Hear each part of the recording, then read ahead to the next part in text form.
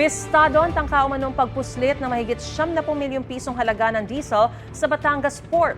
Arestado ang hindi bababa sa 10 tripulante ng MT Cassandra, kabilang ang 2 Indonesian.